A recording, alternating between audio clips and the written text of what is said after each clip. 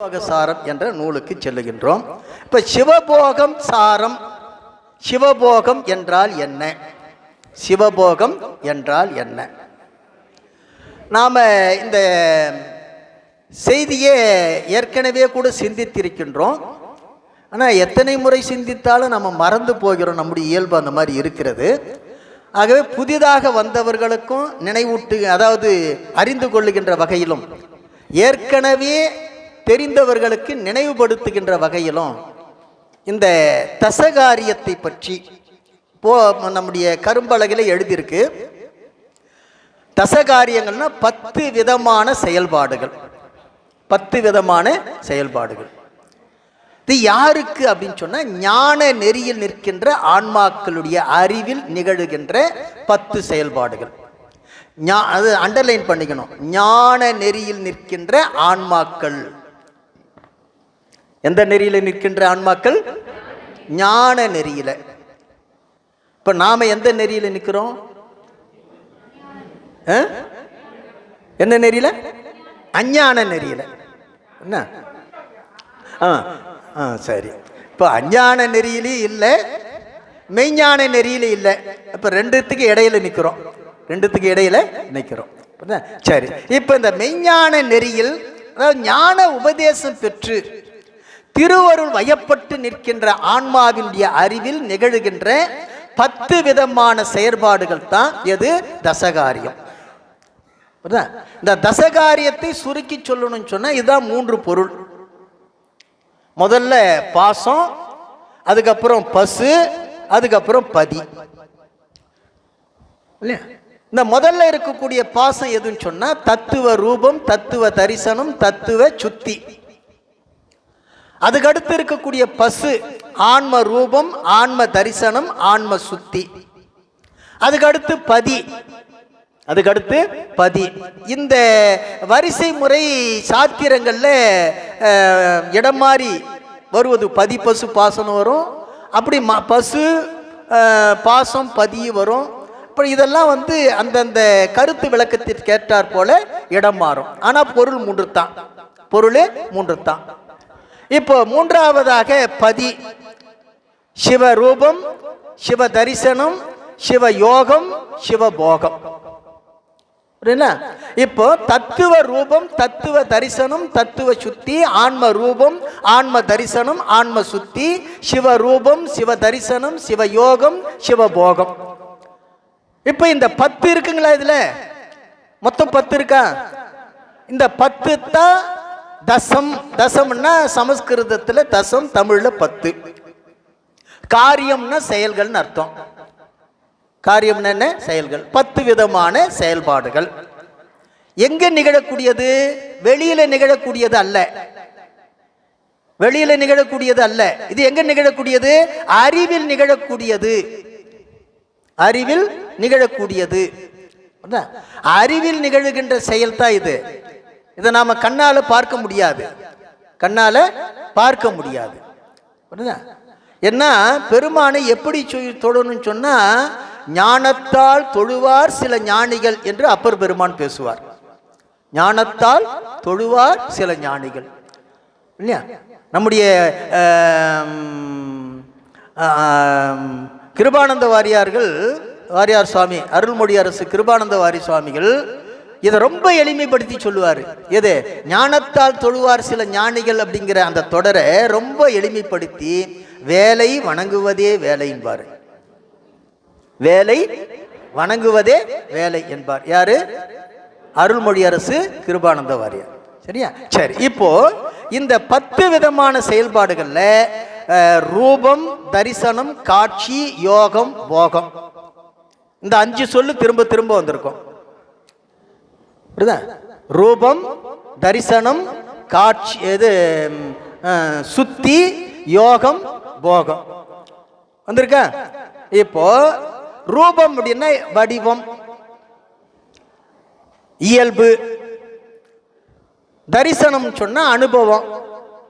தரிசனம்னா என்னது? அனுபவம், காட்சி அனுபவம். சுத்தி அப்படின்னு சொன்னா நீங்குதல் அல்லது நீக்கம். அனுபவத்தால் விளைகின்ற விளைவு, அனுபவத்தால் வருகின்ற விளைவு. யோகம் அப்படின்னா ஒன்றுதல், போகம்னா திளைத்தல், அனுபவித்தல். ரூபம் வடிவம் அல்லது இயல்பு, தரிசனம் காட்சி அனுபவம், காட்சியும் அனுபவமும் இல்லை. அதில் தெளிவாக சொல்லணும்னா அனுபவம் தான். அனுபவம். சுத்தி அப்படின்னு சொன்னா அனுபவத்தால் விளைகின்ற விளைவு இல்லையா, அது நீக்கம். அதுக்கப்புறம் யோகம் ஒன்றுதல், யோகம் ஒன்றுதல், போகம் திளைத்தல். ஏன் இந்த சுத்திக்கு அனுபவத்தால் விளைகின்ற விளைவு அப்படின்னு சொல்றோம்னு சொன்னா இல்லையா, அனுபவங்கிறது தரிசனம் இல்லையா. தத்துவ தரிசனத்திலையும் ஆன்ம தரிசனத்திலையும் சுத்தி நிகழும். தத்துவ தரிசனத்திலையும் ஆன்ம தரிசனத்திலையும் சுத்தி, சுத்தினா நீக்கம். ஆனா சிவ தரிசனத்துல ஒன்றும், அங்க யோக நிகழும். அங்க என்ன நிகழும்? யோக நிகழும். அதனால தான் இந்த சுத்தி என்பது, யோகம் என்பது எதனுடைய விளைவு? தரிசனத்தினுடைய விளைவு, தரிசனத்தினுடைய விளைவு. சரி, இப்ப தத்துவ ரூபம்னா என்ன அப்படின்னு சொன்னா, இப்ப நாம இந்த உலகம், உலகத்துல அனுபவிக்கிற எல்லாமும் தத்துவ கூட்டம் தான். இந்த உடம்பு இருக்குதே, இந்த உடம்பு ஒரு தத்துவ கூட்டம். இந்த உலகம் இருக்குது, அந்த உலகம் ஒரு தத்துவ கூட்டம். நாம் அனுபவிக்கிற அனுபவ பொருள்கள் இருக்கிறது, அது ஒரு தத்துவ கூட்டம். இப்ப இது எல்லாமே தத்துவ கூட்டம், மாயா காரியங்கள். மாயா, சுருக்கமா சொல்றேன், மாயா காரியங்கள். ஆனால் இந்த மாயா காரியங்களை பயன்படுத்துகின்ற, அனுபவிக்கின்ற உயிர் இருக்கிறதே, அது தத்துவ கூட்டங்களுக்கு வேறானது. தத்துவ கூட்டங்களுக்கு வேறானது. தத்துவ கூட்டங்கள் ஜடப்பொருள், அறிவில்லாத பொருள். ஆனால் ஆன்மா அறிவில்லாத பொருள் அல்ல, அறிவில்லாத பொருள் அல்ல. அப்ப இரண்டுக்கும் வேறுபாடு உண்டு, இரண்டுக்கும் வேறுபாடு உண்டு. அப்போ இந்த உலகமெல்லாம் தத்துவ கூட்டங்கள் என்பதை அறிந்து கொள்வது தான் தத்துவ ரூபம். அதுதான் எனது தத்துவ ரூபம். அதுக்கு அடுத்தது, இந்த தத்துவ கூட்டங்கள் எல்லாம் அறிவற்றவை. தத்துவ கூட்டங்கள் எல்லாம் அறிவற்றவை. ஆனால் இந்த தத்துவ கூட்டங்களோடு பொருந்தி இருக்கக்கூடிய, சார்ந்து இருக்கக்கூடிய நாம் என்று சொல்லக்கூடிய உயிர் என்ன கிடையாது? அறிவற்றவை கிடையாது என்பதை அறிந்து கொள்கின்றது, உணர்கின்ற நிலை இருக்கிறது. அதுதான் என்னதுன்னு சொன்னா தத்துவ தரிசனம். தத்துவ தரிசனம். இப்போ உணர்ந்து கொண்ட பிறகு, உணர்ந்து கொண்ட பிறகு இந்த தத்துவங்கள் நமக்கு எந்த விதத்திலையும் பயனை தராது என்று அதை விட்டு நீங்குவது தான் எது? தத்துவ சுத்தி. அதுதான் என்னது? தத்துவ சுத்தி இல்லையா. எங்க வைத்தியநாதன் ஐயா, நான் இந்த வகுப்புல நிறைய பலமுறை சொல்லிட்டு இருக்கிறேன், ரொம்ப எளிமையா விளக்குவாரு. டிவி சீரியல்ல விளம்பரத்தை பார்க்கிறோமே, அது தத்துவ ரூபம். டிவியில விளம்பரத்தை பார்க்கிறோமே, அது தத்துவ ரூபம் இல்லையா. பேஸ்ட் விளம்பரம் வருது, பளிச்சு பளிச்சுன்னு பல்லெல்லாம் மின்னல் அடிக்குது. பார்த்த உடனே நமக்கு ஒரு ஆசை வருது, நம்ம பல்லும் இந்த மாதிரி ஜொலிக்கணும்னு சொல்லி உடனே என்ன பண்ணுறோம்? இது வரைக்கும் தேய்ச்சிருந்த பல் பொடியையும் பேஸ்ட்டையும் தூக்கி போட்டுட்டு கடையில் போய் அதை வாங்குகிறோம் இல்லையா. வாங்கி ஒரு மாதம் தேய்க்கிறோம். தேய்ச்ச பிறகும் நமக்கு பல்லு டிவியில் ஃப்ளாஷ் வர்ற மாதிரி வரல. மாறாக என்ன நடந்தது அப்படின்னு சொன்னால், பல்லு கூச்சம் வந்துடுச்சு, பல்லு கூச்சம் வந்துடுச்சு சொன்னேன். அப்போ தான் தெரிஞ்சுது, ஆகா இந்த டூத் பேஸ்ட்னால ஒரு பிரயோஜனம் இல்லை, நாம் ஏமாந்து போயிட்டோமேன்னு சொல்லி தூக்கி போட்டுட்டு பழையபடி போயிட்டோம், பழையபடி போயிட்டோம். இப்போ டிவியில் விளம்பரத்தை பார்த்தது தத்துவ ரூபம், கடையில் போய் வாங்கி வந்து தேய்ச்சது தத்துவ தரிசனம் இல்லையா. பல்லு கூச்சம் வந்த பிற்பாடு தூக்கி போட்டது தத்துவ சுத்தி இல்லையா. இதை விட எளிதாக விளக்க முடியாதுன்னு நினைக்கிறேன் இப்போ ஆன்மா அறிவுடைய பொருள் என்று அறிந்தது ஆன்ம ரூபம் இல்லையா? ஆனா அது தானே அறிகின்ற பொருள் அல்ல, இன்னொருத்தர் சொல்லி கொடுத்தாதான் அறியும். இப்போ நாம் இவ்வளோ நேரம் பேசிக்கிட்டு இருந்தோம், கேட்டுக்கிட்டு இருந்தோமே, நமக்கு என்ன தெரியுமா? என்ன அவன் உணர்த்தினதுனால பேசிக்கிட்டு இருக்கிறோம். அப்போ நமக்கு தானாகவே தெரியாது. அப்போ இறைவன் உணர்த்தினால்தான் நம்மால் உணர முடியும், அறிய முடியும் என்பதை அறிகின்ற பக்குவம் இருக்கிறதே, அதுதான் என்னது? ஆன்ம தரிசனம். ஆன்ம தரிசனம். அப்படி அறிந்த பிறகு இப்ப நமக்கு மேல பெருமான் இருக்கிறான். அவன் சொல்லலைன்னா நமக்கு எதுவும் தெரியாது. இவ்வளவு நாளா நாம தான் பெரிய ஆளுன்னு நினைச்சுக்கிட்டு இருந்தோம். இப்ப நாம பெரிய ஆள் இல்லைன்னு தெரிஞ்சு போச்சு. நமக்கு மேல ஒருத்தன் இருக்கிறான், அவன் தான் பெரியவன். அப்ப அவனுக்கு அடங்கி இருக்கிறது தானே நல்லது, அதுதானே ஒழுங்கு. அதனால பெருமானிடத்தில் தன்னை இழந்து நிற்பது இருக்கிறதே, அதுதான் ஆன்ம சுத்தி. அதான் என்னது? ஆன்ம சுத்தி. இப்போ நமக்கு மேல ஒருவன் இருக்கிறான், அவன் அறிவித்தால் தான் அறிந்து கொள்ளுகின்றோம் என்ற உணர்வு வந்ததே, அதுதான் என்னது? சிவரூபம். அதான் என்னது? சிவரூபம். அந்த சிவரூபத்தில் பெருமான் இருக்கிறான் என்பதை உணர்ந்த பிறகு அவன் உணர்த்தத்தான் நாம் உணர்ந்து கொள்கிறோம் என்று அவனில் எங்கும் அவனையே காணுகின்ற பக்குவம் இருக்குது. பார்த்தீங்களா? அதுதான் என்னது? சிவ தரிசனம். பார்க்கின்ற பொருள் அனைத்தும் பரமாகவே பார்த்தல், அதுதான் சிவ தரிசனம். அதுதான் சிவ தரிசனம். அந்த சிவ தரிசனத்தில் தன்னை இழந்து நிற்கின்ற போது அந்த திருவருளில் அப்படியே ஆழ்ந்து நிற்கின்ற நிலை இருக்கிறதே, அதுதான் சிவயோகம். அதுதான் என்னது? சிவயோகம். அந்த சிவயோகத்தில் ஒன்றி இருக்க என்ன ஆகும் சொன்னா, அதனுடைய முதிர்ச்சியில நம்முடைய சிவபோகச்சாரத்தில் குருஞான சம்பந்தர் ரொம்ப அற்புதமாக பேச இருக்கிறார். மூன்றாயத்தன்மை தோன்றாத நிலை ஏற்படும். அப்படி ஏற்படுகின்ற நிலையில அனுபவிப்பது தான் எது? சிவபோகம். அதான் என்னது? சிவபோகம். அப்போ இந்த சிவபோகங்கிறது எதுன்னு சொன்னா, இந்த 9 படிகளையும் கடந்து போகணும். 9 படிகளையும் கடந்து போகணும் இல்லையா? நம்முடைய ஆனந்தராசன் ஐயா தசகாரிய விளக்குன்னு ஒரு நூல் எழுதியிருப்பார். அந்த நூல் அட்டையில் பார்த்தீங்கன்னு சொன்னால் ஒரு 10 படிகளை அமைச்சு அந்த 10 படிகளுக்கு மேலே பெருமான் இருக்கிற மாதிரி அட்டை இருக்கும். இந்த 10 படிகள் தான் எது? தசகாரியம். இல்லை, எத்தனை பேர் அந்த நூலை பார்த்துருக்கீங்கன்னு தெரியல. ரொம்ப அருமையான விளக்கம் கொடுத்துருப்பார் ஆனந்தராசன் ஐயா. அப்படி இந்த தசகாரியம் என்பது இப்படி இந்த 10 நிலைகளை கடந்து பெருமானிய திருவடி இன்பத்தில் திளைக்கின்ற அந்த திளைப்பு இருக்கிறதே, அந்த போகம் இருக்கிறதே, அதுதான் சிவபோகம். அதுதான் சிவபோகம். அந்த சிவபோகத்தை அந்த சிவானந்த அனுபவத்தில் இருந்து அந்த அனுபவத்தை நமக்கு அறிவிக்கின்ற வகையில் எளிவந்த தன்மையோடு, என்ன சிவபோகத்தை அனுபவிக்க முடியுமே தவிர அடுத்தவர்களுக்கு அது எடுத்து இயம்ப முடியாது. அதனால தான் இந்த நூலுக்கு சிவபோக சாரம்னு வச்சாங்க. அது முழுசா கொடுக்கல இல்லையா? இப்படி இருக்கும் நமக்கு என்ன சொல்றது? இந்த சுவையை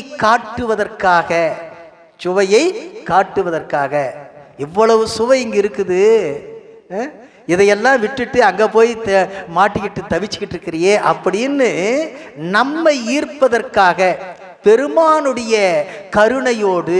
குருஞான சம்பந்தர் தானே சொல்லிட்டு இருக்க மாட்டார் இல்லையா? பெருமான் உணர்த்த நமக்கு இதை அருளி செய்திருக்கிறார். அப்படி அருளி செய்திருக்கக்கூடிய இந்த நிலையில நம்முடைய குருஞான சம்பந்தர் இப்படி ஒரு 11 தலைப்பாக இதை பிரித்து நமக்கு எளிமைப்படுத்தி கொடுத்துருக்கிறாங்க. குரு வணக்கம் செய்கின்ற போது அதை நம்ம உங்களுக்கு கொடுத்துருக்கிற புத்தகத்தில் அது இருக்காது இந்த பாடல். அது என்ன சொல்றாரு? கிடந்தாலும் ஞானப்பிரகாசன் என்பேன், கிடந்தாலும் ஞானப்பிரகாசன் என்பேன். கிடந்தே எழுந்து படர்ந்தாலும் ஞானப்பிரகாசன் என்பேன். கிடந்தே எழுந்து படர்ந்தாலும் ஞானப்பிரகாசன் என்பேன். பசியோடு பிணி அடர்ந்தாலும் ஞானப்பிரகாசன் என்பேன். இதுக்கெல்லாம் நான் விளக்கம் சொல்ல வேண்டியது இல்லை. பசியோடு பிணி அடர்ந்தாலும் ஞானப்பிரகாசன் என்பேன். அந்தகனார் தொடர்ந்தாலும், அந்தகன்னா யம, அந்தகனார் தொடர்ந்தாலும் ஞானப்பிரகாசன் என்பேன். ஏன் தெரியுமா? பிணைச்சொல் இல்லையே, பிணைச்சொல் இல்லையே. இதுக்கு இதை மாற்றி சொல்வதற்கு வேறு ஒரு சொல் இல்லை, இதுக்கு இணையான இன்னொரு சொல் இல்லை. அதனால நான் ஞானப்பிரகாசன் ஞானப்பிரகாசன் தான் சொல்லுவேன் அப்படிங்கிறார் குரு.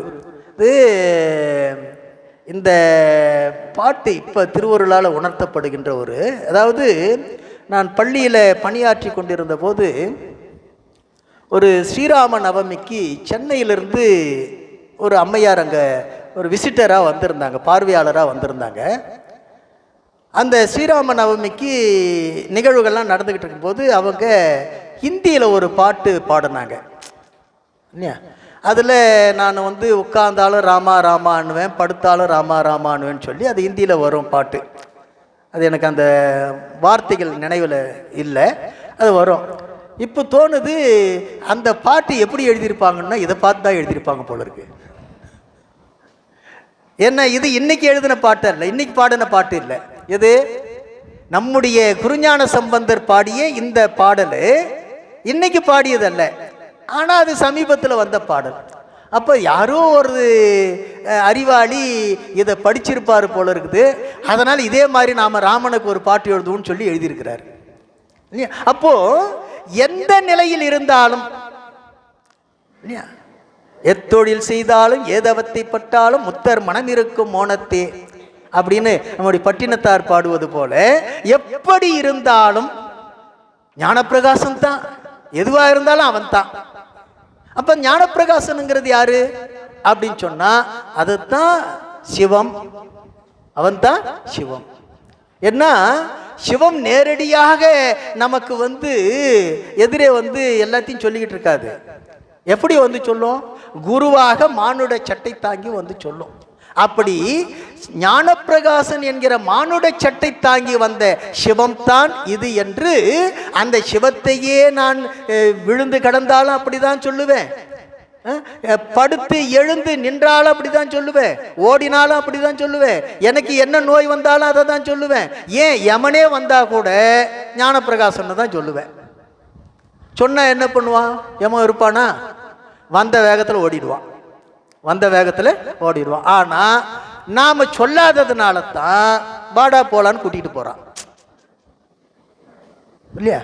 இப்ப இவ்வளவும் நமக்கு சொல்லிட்டு போயிருக்கிறாங்க, இதுக்கு மேலேயாவது சொல்லுவாமா அப்படின்னா யோசனை பண்ணலாம் சார், ரொம்ப அவசரப்படாதீங்க அப்படின்னு சொல்லி நாம இன்னமும் அதுக்கு டைம் வைக்கிறோம், இல்லையா? சரி, இப்போ முதல் பகுதி அடிகள் வெண்பா. இது அடிகள் வணக்கம்.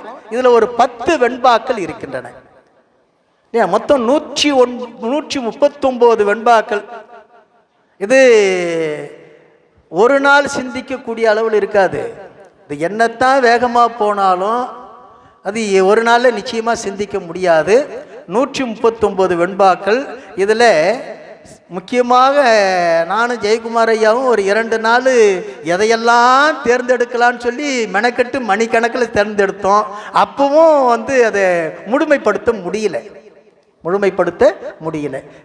அந்த மாதிரி ரொம்ப அற்புதமான ஆழமுடைய வெண்பாக்கள். இந்த அடிகள் வணக்கத்தில் முதல் பாட்டு சித்தி தருநாதன், தென்கமலை வாழ்நாதன், பக்தி தருநாதன், பரநாதன், முத்தி பெருநாதன், ஞான பிரகாசன், உண்மை தருநாதன் நம் குருநாதன். உண்மை தருநாதன் நம் குருநாதன். இந்த முதல் பாட்டு மட்டும் நான் கொண்டு கூட்டு சொல்றேன், எல்லா பாட்டும் சொல்றதுக்கு நேரம் இல்லை, இல்லையா?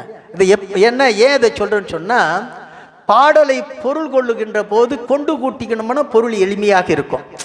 அதுக்காக இந்த முதல் பாட்டு மட்டும் பொருள் கொண்டு கூட்டி சொல்றேன். தென்கமலை வாழ்நாதன், இது முதல்ல வரணும். ஒரு பிராக்கெட் போட்டு 1ன்னு போட்டுங்க. தென்கமலை வாழ்நாதன்.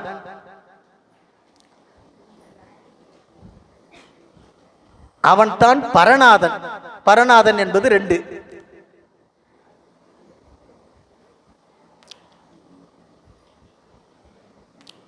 அதுக்கப்புறம் அவன் யாரு? நம் குருநாதன். நம் குருநாதன் 3. என்ன பெயர்ல வந்திருக்கிறான்? ஞான பிரகாசன் 4.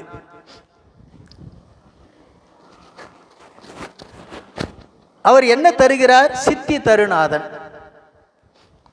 5.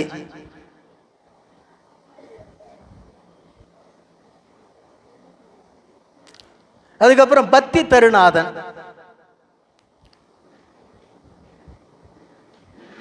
அதுக்கப்புறம் உண்மை தருநாதன். அதுதான் என்ன உண்மை அப்படின்னு சொன்னா முத்தி தருநாதன். முத்தி தருநாதன். இப்படி முத்தி பெருநாதன். முத்தி பெருநாதன்.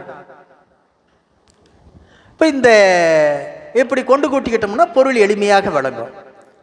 தென்கமலை வாழ்நாதன் பரநாதன் நம் குருநாதன் ஞான பிரகாசன் சித்தி தருநாதன் பக்தி தருநாதன் உண்மை தருநாதன் முத்தி பெருநாதன். முத்தி பெருநாதன்.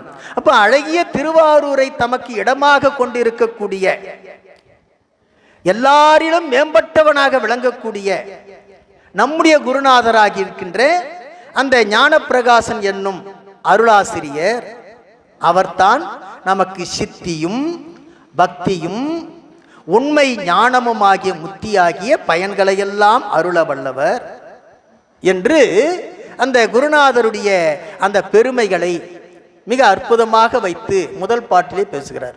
அப்ப நாம யாரை பற்றி கொள்ளணும் அப்படின்னு சொன்னா குருவை பற்றி. இதுல இந்த ஞானசம்பந்தருடைய குருஞான சம்பந்தருடைய வரலாற்றில் இன்னொரு உண்மையை நாம புரிஞ்சுக்கணும் இல்லையா?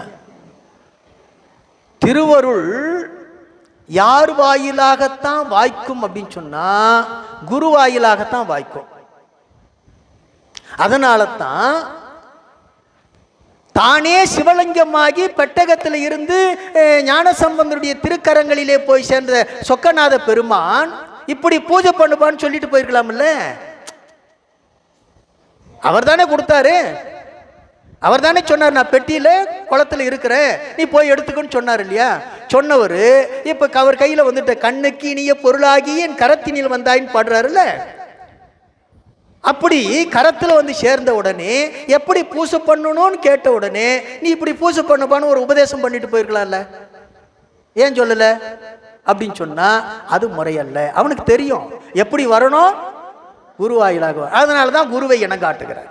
குருவை இனங்காட்டுகிறார். ஆகவே குருவருள் இல்லாமல் எது கிடையாது? திருவருள் வாய்க்காது. அப்ப அந்த குருவருளாக வரக்கூடியது அதை குரு அருள்னு சொல்றோம் இல்ல. குருவே சிவம் என கூறினன் நந்தி. யாரு? திருமூலர்.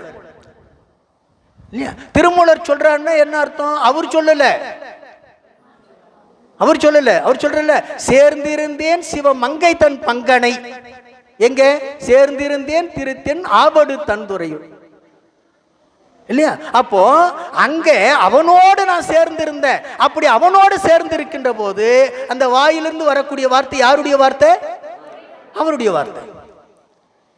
அப்போ குருவே சிவம் என கூறின, அதை கூட சொல்றாரு, கூறினன் நந்தி, நான் சொல்லல.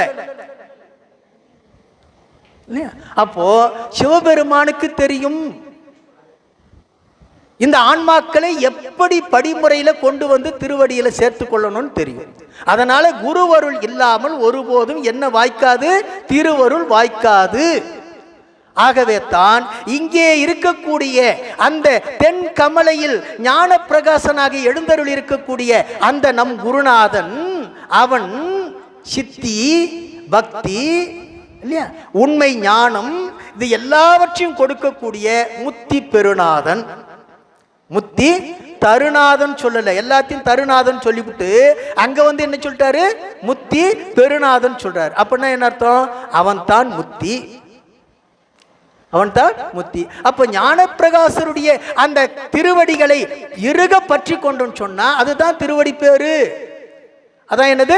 திருவடி பேரு என்று தம்முடைய குருவை சிவமாகவே கருதி அந்த அடிகள் வணக்கத்தில் முதல்ல சொல்லுகின்றார்.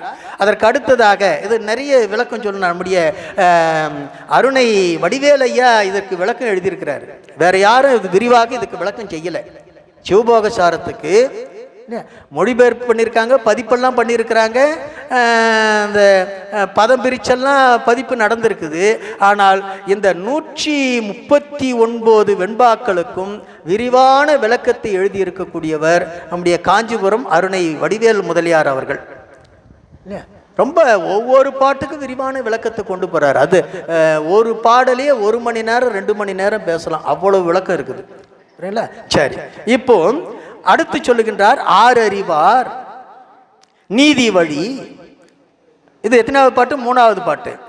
ஆறறிவார் நீதி வழி, ஆறறிவார் சித்தி முத்தி, ஆறறிவார் நல்தவங்கள் அன்பனைத்தும், பாரியவர்க்கும் கத்தன் கமலையில் வாழ் ஞான பிரகாசன் எனும் அத்தன் என்போல் வந்திலன் ஆனால் என்று பேசுகிறார். இங்க கத்தன் அப்படின்னா சிவபெருமான் அர்த்தம்.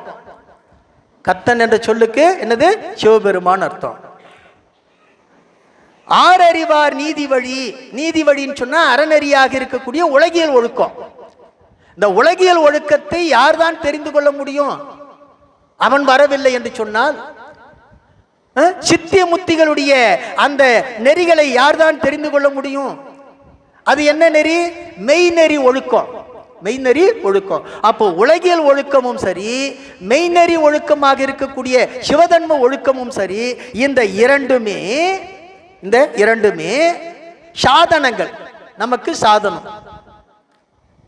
அதான திருவள்ளுவர் அதான சொல்றாரு, வையத்துள் வாழ்வாங்கு வாழ்பவன் வானுரையும் தெய்வத்துள் வைக்கும். இங்கே வாழ்வாங்கு வாழணும். இங்கே ஒழுங்கா வாழலன்னு சொன்னா அங்க போக முடியாது. அப்போ உலகியல் நெறி ஒழுங்காக இருக்கணும். இந்த உலகியல் நெறி ஒழுங்காக இருந்தால்தான் சிவதன்ம நெறி, அருளியல் நெறி ஒழுங்காக இருக்கும். ஆகவே இந்த இரண்டு நெறிகளுமே நமக்கு சாதனங்கள். அந்த சாதனங்களுடைய பயன் எதுன்னு சொன்னா சித்தியும் முத்தியும். அதனுடைய பயன் எது? சித்தியும் முத்தியும். இந்த இரண்டையும் நமக்கு கமலையில் வாழ் ஞான பிரகாசன் எனும் அத்தன் என் போல் வந்திலன் ஆனால். யாரு என் போல்னா என்ன அர்த்தம்? மானுட சட்டை தாங்கி, என்ன மாதிரி மானுட சட்டை தாங்கி. என் போல்னு சொன்னா ஞான சம்பந்தன மாதிரின்னு அர்த்தம் இல்லை. ஞான சம்பந்தர் என்ன வடிவத்தில் இருக்கிறாரு? மானுட சட்டை தாங்கி இருக்கிறார். நாமெல்லாம் மனித உடம்பு எடுத்து இருக்கிறோம். அப்போ மனித உடம்பு எடுத்திருக்கக்கூடிய நமக்கு நம்மை போலவே மனித உடம்பெடுத்து யார் வந்திருக்கிறான்? கத்தன் சிவபெருமான். கமலையில் திருவாரூரில் ஞான பிரகாசன் என்னும் அந்த பெயரோடு அத்தன்னா தலைவன். அத்தன்னா என்னது? தலைவன். இப்ப அதெல்லாம் தெரியாது. எப்ப அத்தான்னு சொல்ல மறந்துட்டோமோ எது அதெல்லாம் போயிடுச்சு. அத்தன் என்ற சொல்லுத்தான் விழி, அதாவது அழைக்கின்ற போது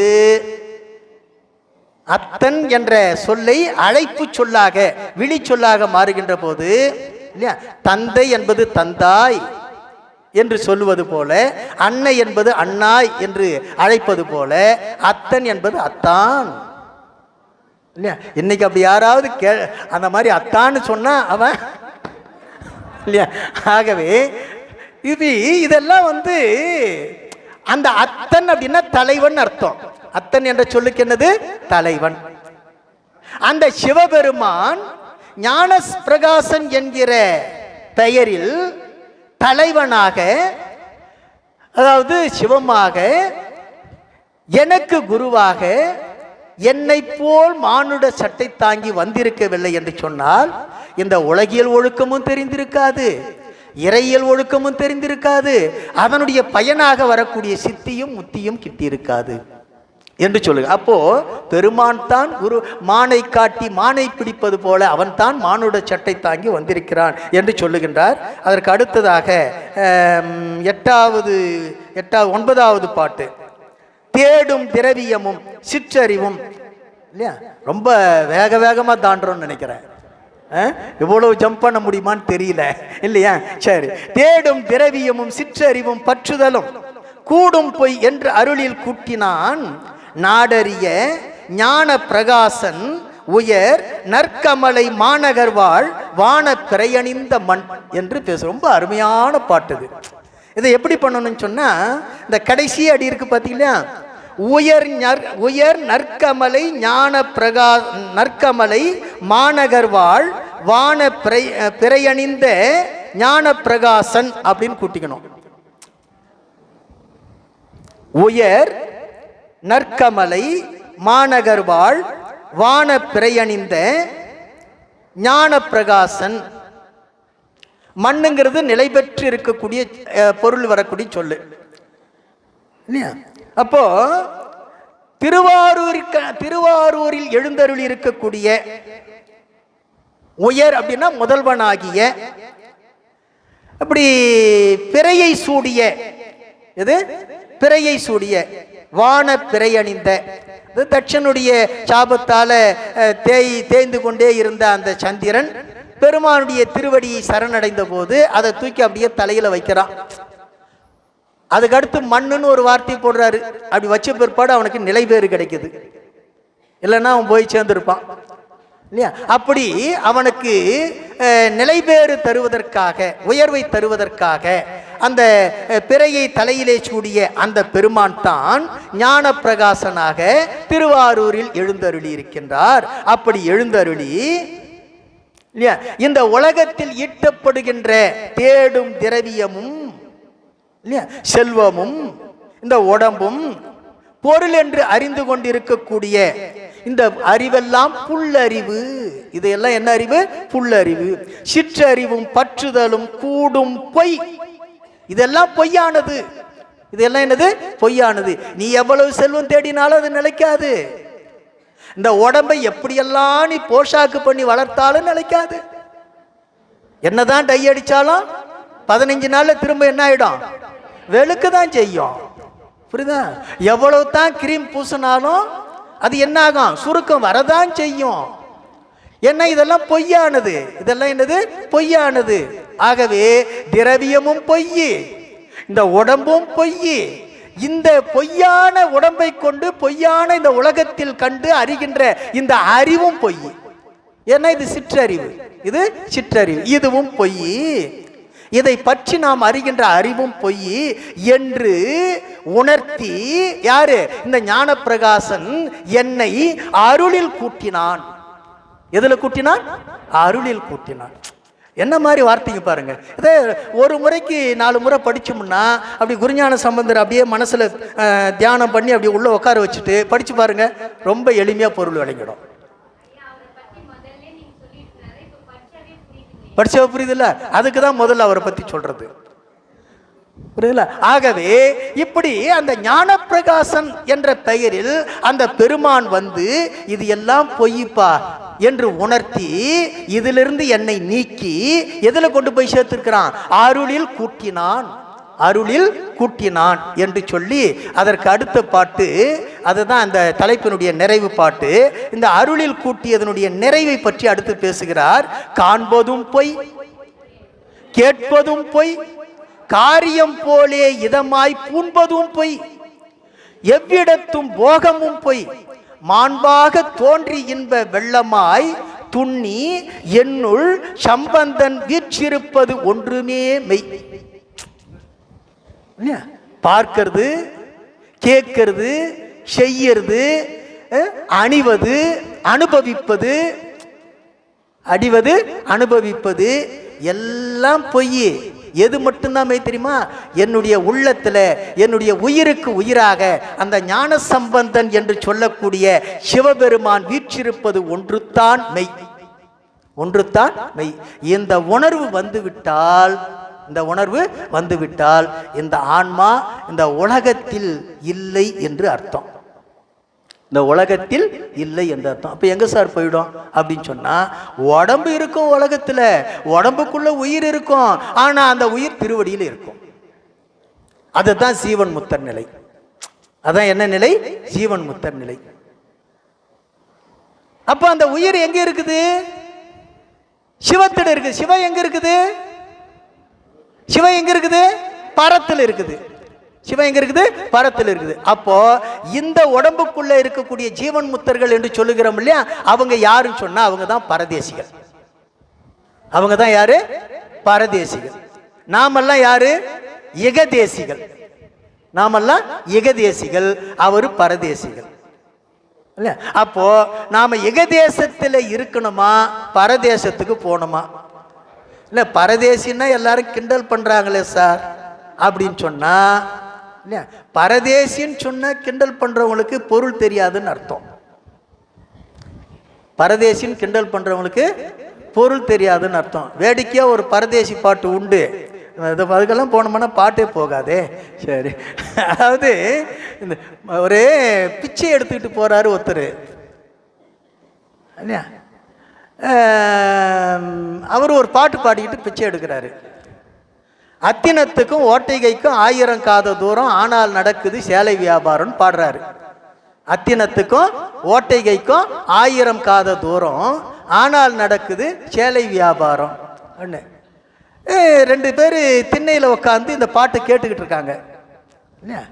ஒரு நண்பர் சொல்றாரு, இந்த பாட்டு ஏதோ ஒரு பொருளை உணர்த்துற மாதிரி தெரியுது அப்படின்னு. என்னது? அடா பண்டார பரதேசி, அந்த பரதேசி போடுற பாட்டுல என்ன பொருள் இருக்கு போதுன்னு நீ அதை பெருசா நினைச்சுக்கிட்டு இருக்கிற அப்படின்னு இன்னொருத்த கிண்டல் அடிக்கிறார்.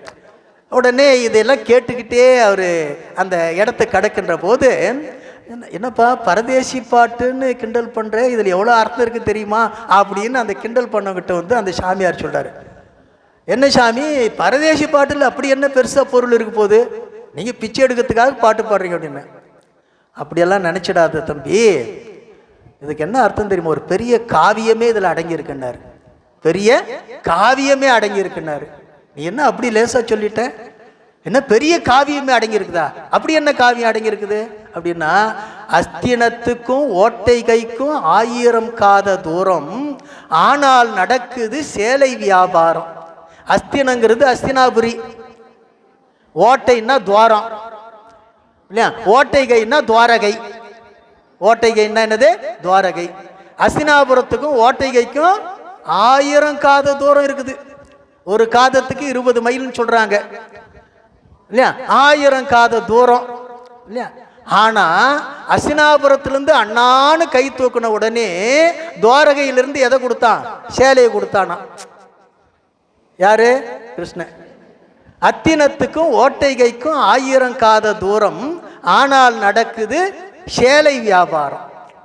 எப்படி நயமாக அந்த பாட்டு சொன்னப்ப இதுல எவ்வளவு பெரிய காவியம், பாரதத்தையே அடக்கி காட்டிட்டானப்பா அப்படின்னு சொன்னாராம். இது எதுக்கு சொல்ல வரேன்னு சொன்னா, இது கொஞ்சம் 1 மணி ஆகி போச்சு, கொஞ்சம் சோர்வா இருக்கும், அதனால கொஞ்சம் அப்படி தட்டலாம்ன்றதுக்காக தான். ஆகவே இந்த பரதேசி பாட்டிலேயே என்ன இருக்கும் அப்படின்னு சொன்னா பொருள் உண்டு இல்லையா. அப்ப நாமெல்லாம் எங்க இருக்கிறோம்?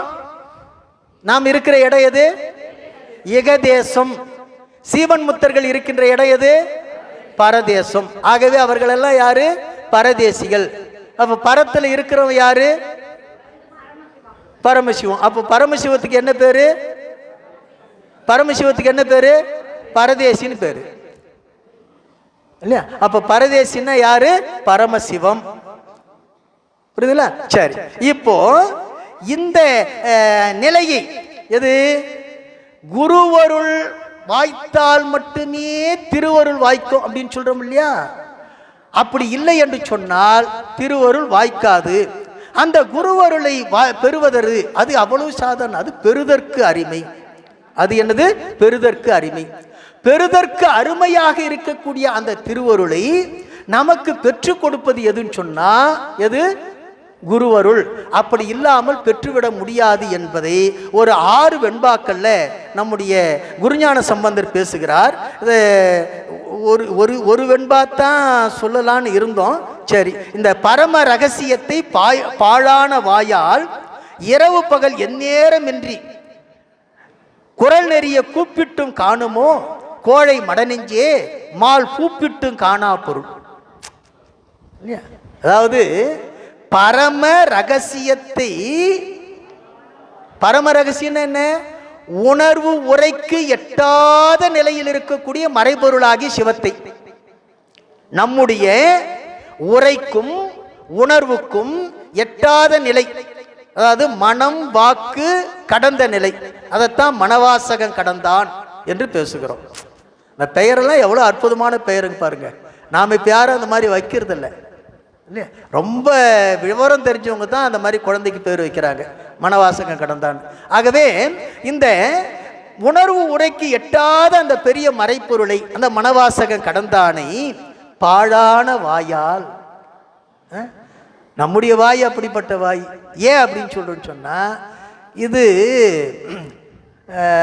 நம்முடைய இவர் சொல்றாருல, சிவாய நமயன திருவாய் பொழிய சிவாய நமயன திருநீர் அணிந்தேன். யாரு? நம்முடைய அப்பர் பெருமான் இல்லையா? கருவாய் கிடந்து உன் கடலை நினைக்கின்ற பாட்டுல திருவாய் பொழிய சிவாய நமயன திருநீர் நீர் அணிந்தேன் தருவாய் சிவகதி பாதிரி புலியூர் அரணேன்னு சொல்றாரு. அப்போ சிவாய நமையென்று திருநீர் அணிந்தால் சிவபெருமான் பரகதியை தரணும், சிவகதியை தரணும் இல்லையா? நாம கூட தான் சிவாய நமன் சொல்லி திருநீர் அணிகிறோம். நமக்கு ஏன் சார் கிடைக்கல? தினந்தோறும் அப்படிதானே சார் நம்ம திருநீர் வைக்கிறோம் இல்லையா? சிவாய நமன் சொல்லாம திருநீர் வைக்கிறது இல்லையே, அப்படிதானே வச்சுக்கிட்டு இருக்கிறோம். அப்போ அப்பர் பெருமான் சொன்னாரு, அப்போ பெருமான் அவருக்கு மட்டும் கொடுத்துட்டாரு, நமக்கு கொடுக்கலையே அப்படின்னு சொன்னா நம்முடைய வெறும்வாயி இன்னும் திருவாயாகலன்னு அர்த்தம். நம்முடைய வெறுவாயி என்ன ஆகல? முதல்ல இந்த வெறுவாயி திருவாய் ஆகணும். அதுக்கப்புறம் அந்த திருவாய் பொழிய சிவாய நம என்று சொல்லணும். சொல்லி என்ன பண்ணணும்? நீர் அணியணும். அதுக்கப்புறம் அவன் கொடுக்கலன்னா கேட்கலாம். அதுக்கப்புறம் கொடுக்கலன்னா கேட்கலாம். இப்ப நமக்கே தெரியும் இது இன்னும் திருவாய் ஆகலன்னு. அடுத்தவங்க கிட்ட நாம கேட்க வேண்டியதில்லை. நாம எந்த நிலையில இருக்குன்னு சொல்லி நமக்கு தெரியும். என்ன ஒண்ணுன்னு சொன்னா, இதை நாம ரொம்ப ரகசியமா வச்சுக்கிறோம். அது நல்லது கூட, இல்லைன்னா யாரும் மதிக்க மாட்டாங்க. நம்மை பற்றிய உண்மை வெளியப்படுத்திட்டோம்னா நம்மளை யாரும் என்ன பண்ண மாட்டாங்க? மதிக்கவே மாட்டாங்க. அதனால முதல்ல நம்முடைய வாய் என்னவாகணும்னு சொன்னா திருவாயாகும். ஆகவே அதான் சொல்றாரு, பாழான வாயால் இரவு பகல் எந்நேரமின்றி குரல் நெறிய இல்லையா? பெருமானே பெருமானே பெருமானேன்னு கத்திக்கிட்டு இருந்தா அவனை பார்த்துட முடியுமா? அவன் வந்துடுவானா? அவனை அறிய முடியுமா? சொல்றாரு, பெருமானே என்று குரல் நெறிய கூப்பிட்டும் காணுமோ கோழை மடநெஞ்சே. அவன் யார் தெரியுமா? பூ பிட்டும் காணாத பொருள். பூன்னா பூமி. பூமியை பிளந்தும் பார்க்காதவன். யார் பூமியை பிளந்தவன்? திருமால் இல்லையா? மால் பூப்பிட்டும் காணா பொருள். திருமாலு பூமியை பிளந்தும் வராக ஆதாரம் எடுத்து எவ்வளவு பிளந்து போய் தேடியும் பார்க்க முடியலையே. பார்க்க முடிஞ்சுதா? அப்படிப்பட்டவனை போய் நீ இங்கே குரல் நெறிய கத்திக்கிட்டு இருந்தா மட்டும் பார்த்துட முடியுமா? முடியாது. அப்போ என்ன வேணும்? குருவருள் வேணும். குருவருள் இல்லை என்று சொன்னால் காண முடியாது. அது சொல்றாரு. அதுக்கு அடுத்து சொல்றாரு, 1 கோடி ஆகமங்கள் எல்லாம் உணர்ந்தும் பெருகுதவம் சித்தி எல்லாம் பெற்றும் குருவருளால் வைத்தபடி இருக்க மாட்டாத மாந்தர்க்கு. அண்டர்லைன் இல்ல, குருவருளால் வைத்தபடி இருக்க மாட்டாத மாந்தர்க்கு சித்தம் சலனமாம் தினம். சித்தம் சலனமாம் தினம். இந்த பொருள் விரிவா சொல்ல வேண்டியதில்லை இல்லையா? எவ்வளவு படிச்சாலும், எவ்வளவு தவம் பண்ணாலும், எவ்வளவு விரதம் இருந்தாலும் இல்லையா? ஏன் அட்டமா சித்திகளை எல்லாம் பெற்றாலும் கூட, அட்டமா சித்திகளை எல்லாம் பெற்றாலும் என்ன, நம்முடைய திருவண்ணாமலையில சம்பந்தாண்டான் அட்டமா சித்திகளை பெற்றவன் தான் இல்லையா? அருணகிரிநாதர் முருகப்பெருமானை அந்த கம்பத்துல வர வைக்கிறாரு. முருகப்பெருமானை கம்பத்துல வர வைக்கிறாரு. அட்டமா சித்திகளை பெற்ற சம்பந்தாண்டான் பார்க்கிறான். ஆனா பலன் இருந்ததா? இல்லையே. இல்லையே. என்ன பலன் இல்லை? அவனுக்கு அந்த ஆணவம், அந்த தன்முனைப்பு இல்லையா? அதனால அட்டமா சித்திகளை எல்லாம் பெற்றும் கூட எப்படி இருக்கணும் சொல்றாரு? குருவருளை வைத்தபடி இருக்க மாட்டாத மாந்தர்க்கு. குருநாதர் எப்படி சொன்னாரோ அப்படி நிலை நிற்க முடியாத அந்த அவர்களுக்கு தினந்தோறும் மனக்கலக்கம் தான் ஏற்படும். சித்தம் சலனமாம். சித்த சலனம்னா என்ன அர்த்தம்? மனக்கலக்கம். அப்ப என்ன பண்ணணும்? தெளிவா நிக்கணும். நிற்கன்னு சொல்லிட்டாரு, நின்னுட்டாரு. அதுல என்ன பண்ணக்கூடாது? ஆராய்ச்சி எல்லாம் பண்ணிக்கிட்டே இருக்கக்கூடாது. அப்போ குருவருளால் வைத்தபடி இருக்க மாட்டாத மாந்தர்க்கு சித்தம் சலனமாம் தினம், என்றென்றும் எப்பொழுதும் மனக்கலக்கம் தான் இருக்கும். நாம இப்ப கூட அப்படித்தான் கலக்கிட்டு இருக்கிறோம். இவ்வளவு தூரம் சொல்லிட்டு போறாரு, இதெல்லாம் உண்மையா இருக்குமோ? சும்மா ஒரு கட்டுக்கதையா வச்சுட்டு போயிட்டாரோ? இப்ப நமக்கெல்லாம் அந்த மனக்கலக்கம் இருக்குது. ஏன் தெரியுமா? நாம இன்னும் குருவருள் உரைப்பா நிக்கல. குருவருள உரைப்பா நிக்கல.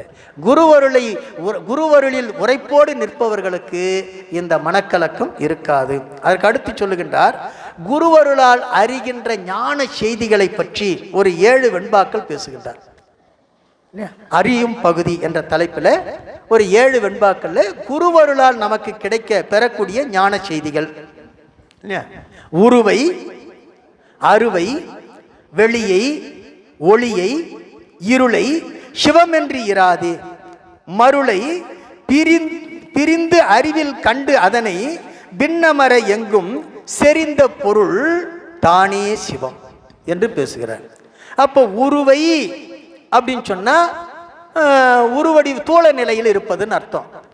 அது என்னது? பிரகிருதி மாயா புவன காரியங்கள் இல்லையா? பிரகிருதி மாயா புவனத்துடைய காரியம் எதுன்னு சொன்னா இந்த ஆன்ம தத்துவங்களாகி 24. அதுக்கப்புறம் அறுவை அசுத்தமாயா காரியங்களாகிய வித்யா தத்துவங்கள் 7. ஒளியை சுத்தமாயா காரியங்களாகிய சிவ தத்துவங்கள் 5. அந்த சிவதத்துவங்கள் 5லிருந்து தோன்றிய வாக்குகள் 4. அதுக்கப்புறம் வெளியை வியாபக பொருளாக எங்கும் வியாபிக்கக்கூடிய நிலையில் இருக்கக்கூடிய உயிர், வியாபிக்கக்கூடிய உயிர். அப்புறம் இருளை ஆணவமாகிய மலம். அதுக்கு அடுத்தது சிவம் என்று இராதே, சிவம் என்று இராதே, மருளை பிரிந்து அறிவில் கண்டதனை பின்னமர எங்கும். இந்த மாயா காரியங்களாகிய தனுகரண புவன போகங்கள் இருக்கின்றது. இதை தன்னின் வேறு என்று அறிந்து, தனக்கு வேறு பிரிவில் கண்டு அதனை தனக்கு வேறாக கண்டு அறிந்து நீங்கி அறிவு வடிவமாக, அறிவு வடிவமாக அந்த தற்சொரூபமாக இருக்கக்கூடிய தன்னை எவ்விடத்தும் நீங்காது பொருந்தி நிற்கின்ற பொருள், அதுதான் இன்ப பொருளாகிய சிவம் என்று சொல்லுகிறார். அப்போ இந்த 3 மலங்களையும் விட்டு நீங்கி ஆணவம், கண்மம், மாயை என்கிற மும்மல காரியங்களில் இருந்து நீங்கி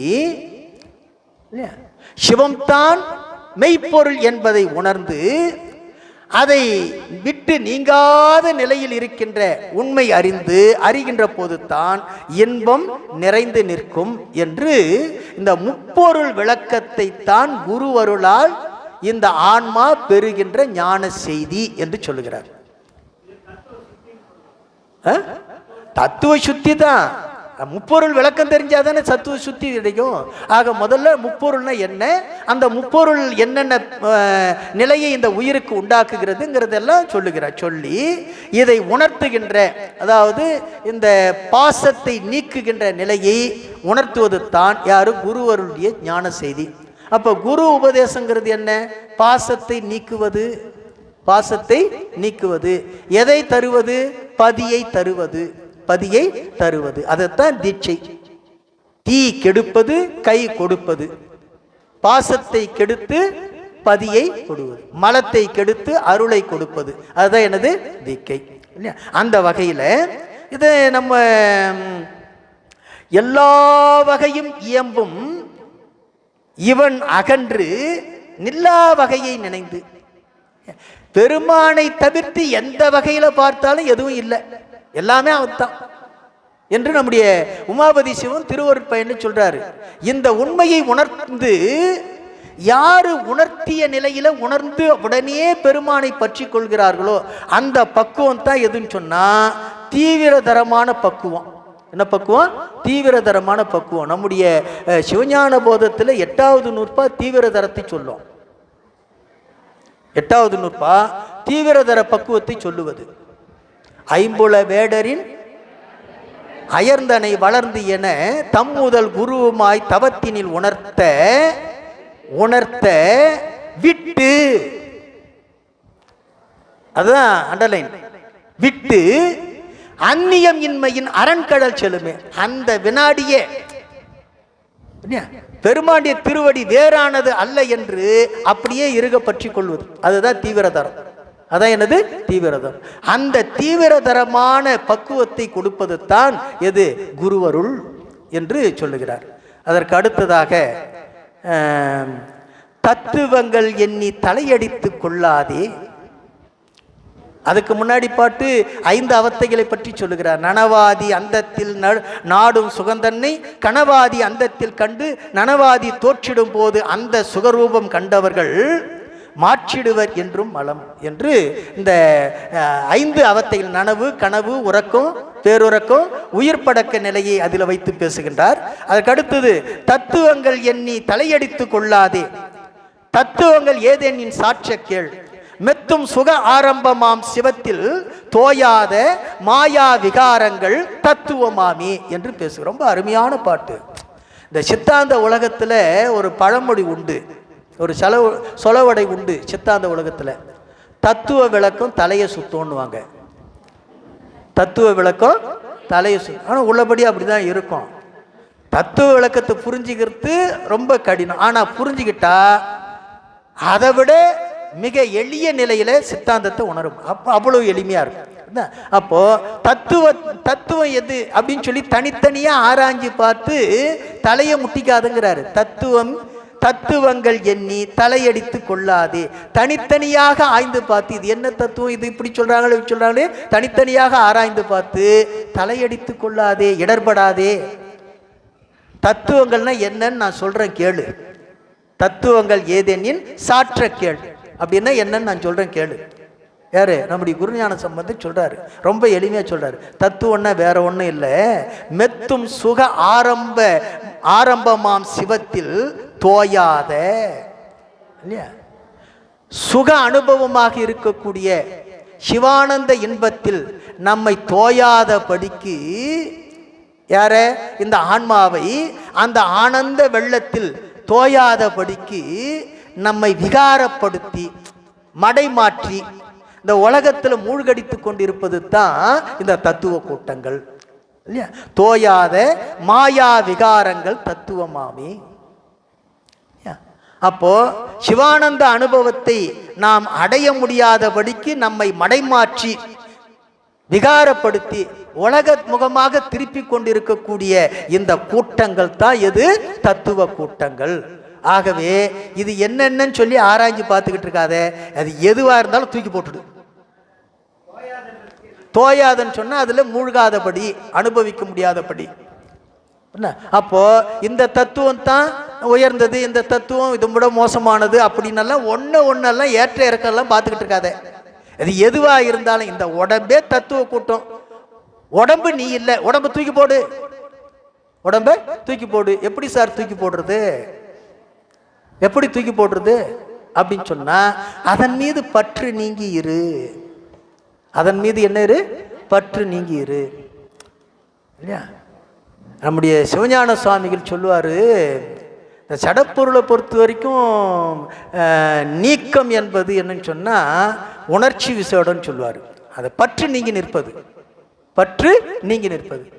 அந்த பற்று நீங்கி இருந்தா இந்த உடம்பு நான் இல்லை, எனக்கும் இதுக்கும் சம்பந்தமே இல்லை அப்படிங்கிற பற்று நீங்கி இருந்தா இந்த உடம்புக்கு என்ன பிரச்சனை வந்தாலும் கவலைப்படாது, இல்லையா? இப்போ 2 நாளா கால் வலிச்சுக்கிட்டு இருக்குது, கஷ்டப்படுது இல்லை? ஏன் அப்படின்னா இந்த உடம்பு தான் நாமுன்னு நினச்சிக்கிட்டு இருக்கிறதுனால. இப்போ இந்த உடம்புக்கும் நமக்கும் சம்பந்தம் இல்லைன்னு சொன்னால் கஷ்டமே படாது. எல்லாம் இப்போ எல்லாருக்கும் தெரிஞ்சது. இப்போ திருவண்ணாமலையில் நம்முடைய இவருக்கு அவர் பேர் என்ன,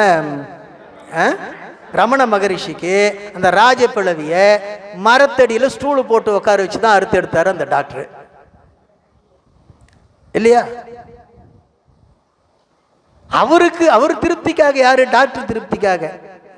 அவர் சொல்றாரு, அவர் மீது அன்பான ஒரு மருத்துவர், இது உள்ள புறையோடி போயிடுமே, சாமிக்கு ரொம்ப தொல்லை கொடுக்குமேன்னு நினச்சிக்கிட்டு சாமி இது எடுத்துடணும் அப்படின்னாரு.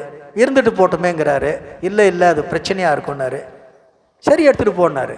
சாதாரணமாக இல்லை சாமி இதை எடுக்கணும்னா அதெல்லாம் ஒன்று வேணாதான். அவர் ஸ்டூல் எடுத்து போட்டு உட்காந்துக்கிட்டாரு. அறுத்துருப்பா அப்படின்ட்டாரு. பெரிய அறுவை சிகிச்சை அறையில், ஆப்ரேஷன் தியேட்டரில் அனஸ்தீசியா கொடுத்து எடுக்க வேண்டியதை என்ன பண்ணுறாங்க? அப்படின்னா என்ன அர்த்தம்? அந்த உடம்புக்கும் தனக்கும் சம்பந்தமே இல்லைன்னு அர்த்தம். திருவள்ளத்தில் கோணி சாமியார்னு ஒருத்தர் இருந்தார் இல்லை? அவர் இந்த முதுகில் அவருக்கு ஒரு புத்து கட்டி, கேன்சர் கட்டி ஒன்று அவருடைய முதுகில். அது என்ன பண்ணாலும் இந்த பொள்ளாச்சி மகாலிங்கம் என்ன பண்ணாருன்னா, அங்கே ராமசாமின்னு ஒரு டாக்டர் இருக்கிறார் திருவள்ளத்தில், எம்பிபிஎஸ் டாக்டர். அவர் என்ன பண்ணாருன்னு சொன்னால், மாதம் சம்பளம் கொடுத்து தினந்தோறும் அது ட்ரெஸ்ஸிங் பண்ணுறதுக்கு ஏற்பாடு பண்ணியிருந்தார். இது அடியனுக்கு தெரியும், என்ன கூட இருந்ததுனால தெரியும். எங்கள் ஐயா, என்னுடைய குருநாதர் செல்வநாதன் ஐயா, அது சாமி பார்க்கறதுக்கு ஒரு முறை போகும்போது அவர் திடீர்னு இப்படி திரும்பும்போது அப்படி பார்த்துருக்கிறார். சாமி என்ன முதுகலை அப்படின்னு. அது சாமி பதில் சொல்லிச்சான். அது எங்கிட்ட வந்து சொல்கிறார், எங்கள் ஐயா வந்து சொல்கிறார், சாமி பதில் சொல்லிச்சான், அந்த மகாலிங்கம் போட்டுட்டு போட்டான். அது என்ன சாமின்னு கேட்டதுக்கு அந்த மகாலிங்கம் போட்டுட்டு போட்டான் அப்படின்னுச்சான். அப்படின்னா என்ன அர்த்தம்? உடம்புல ஒரு கட்டி இருக்குது, அதுக்கு ட்ரெஸ்ஸிங் பண்ணியிருக்காங்கன்றதெல்லாம் அதை பற்றி பொருட்படுத்தலை. இதை ஏற்பாடு பண்ணவர் யார்? மகாலிங்கம். அதனால் அந்த மகாலிங்கம் போட்டுட்டு போயிட்டான் அப்படின்னு. அப்போது இந்த உடம்பின் மீது பற்று இல்லாமல் இருக்கக்கூடியவர்கள், உடம்பின் மீது பற்று இல்லை. அப்போது இந்த உடம்பு நாம் என்று எண்ணிக்கொண்டிருக்கிற வரைக்கும் பெருமாண்டிய திருவடி இன்பத்தில் இந்த ஆன்மா திளைக்காது. அதை மடைமாற்றி இந்த உலகத்தில் மூழ்கடித்து கொண்டிருக்கக்கூடிய, விகாரப்படுத்தி கொண்டிருக்கக்கூடிய தத்துவ கூட்டங்கள், மாயா காரியங்கள் தான் இது இந்த தத்துவ கூட்டங்கள் என்று சொல்லுகிறார். அதற்கு அடுத்ததாக 6 தத்துவமும் ஆணவமும் வல்வினையும் நீராக முத்தி நிலை நிற்போர்க்கு பேராக பார்விரித்த நூலெல்லாம் பார்த்து அறியின் சித்தியிலே ஓர் விருத்த பாதி போதும். ரொம்ப அருமையான ஒரு பாட்டு இது. அதாவது மாயை, 6 தத்துவங்கிறது மாயை, ஆணவம், வல்வினைங்கிறது கண்மம் இல்லையா? இந்த 3ம் கெட்டொழியணும். ஆணவம், கண்மம், மாயை 3ம் கெட்டொழியணும். நீராக அப்படின்னா கெட்டொழிய. அப்படி ஒழிந்த பிறகுல தான் யார் நிற்கணும்? முத்தி நிலையில நிற்க முடியும். அப்படி மும்மலங்களும் நீங்கி இல்லையா முத்தி நிலையில் நிற்பவருக்கு இல்லையா அந்த பாச நீக்கமும் வீடு பேருமாகிய அந்த இருவகை பயனும் கைகூடுவதற்கு, பாச நீக்கமும் வரணும், வீடு பேரும் கிடைக்கணும். இந்த இருவகை பயனும் கைகூடுவதற்கு நீ எங்கேயும் தேடி சொல்ல வேண்டாம், எந்த நூலையும் படிக்க வேண்டாம். இந்த உலகத்தில் எத்தனையோ நூல்கள் இருக்கின்றன. பார்விரித்த நூலெல்லாம் பார்த்தறியின். இந்த உலகத்தில் தோன்றி இருக்கக்கூடிய ஆயிரக்கணக்கான நூல்களை எல்லாம் பார்க்காவிட்டாலும், அப்படி பார்த்து அறிந்தாலும் இதை விட வேற எங்கேயும் உன்னால தேட முடியாது. ஆகவே இந்த நூல்களை எல்லாம் பார்ப்பதை விட்டு விட்டு என்ன செய்ய? சித்தியிலே, எது? சிவஞான சித்தியாரில், சிவஞான சித்தியாரில் ஓர் விருத்த பாதி போதும். அந்த விருத்த பாவுல ஒரு பாதி போதும். எந்த உண்மையை தெரிந்து கொள்வதற்கு? பாச நீக்கத்தை வீடு பெற்றியும் தெரிந்து கொள்வதற்கு என்று சொல்லுகிறார். இந்த பாட்டு மட்டும் என்னன்றது நான் சொல்றேன், விளக்கம் சொல்றதுக்கு இப்ப நேரம் இல்லை, மன்னிக்கணும். புரியுதா? ஆகவே அந்த பாட்டு எத்தனையாவது பாட்டுன்னு நான் சொல்றேன். சித்தியார்ல பாடலை குறிச்சிக்கங்க. என்ன 282வது பாட்டு சித்தியாரில் 282. அறியாமை அறிவு அகற்றி என்று தொடங்குகிற பாடல் எழுதிக்கிங்க. அறியாமை அறிவு அகற்றி.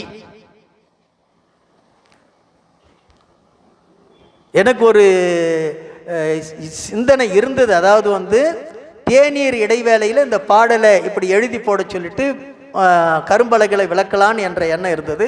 ஆனால் காலம் கடந்து போயிடுச்சு. ஆக இந்த பாடலை குறிச்சிக்கங்க. அறியாமை அறிவு அகற்றி என்று தொடங்குகின்ற பாடல். இதுதான் பாச நீக்கத்தையும் வீடு பேற்றையும் உணர்த்தக்கூடிய பாடல். இந்த பாடலை கருத்தில் வைத்துத்தான் நம்முடைய குருஞான சம்பந்தர் சித்தியிலே ஓர் விருத்த பாதி போதும், ஓர் விருத்த பாதி போதும் என்று மிக அற்புதமாக சொல்லுகிறார். ஆகவே இந்த சித்தியாரில் இந்த பாடலை நீங்கள் சென்று, இது உங்களுக்கு ஒரு ஹோம்ஒர்க் மாதிரி